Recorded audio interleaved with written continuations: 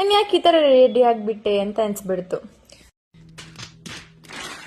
Good evening ಎಲ್ಲರಿಗೂ, welcome back to my vlog. So ಇವತ್ತು ರಾಮೂರ್ತಿ ನಗರ್ ಕರ್ಗ, ಇದು ಪಾರ್ಟ್ 2. ಇದರಲ್ಲಿ ನಾನು ನಿಮಗೆ ಕರ್ಗನ ತೋರಿಸ್ತೀನಿ.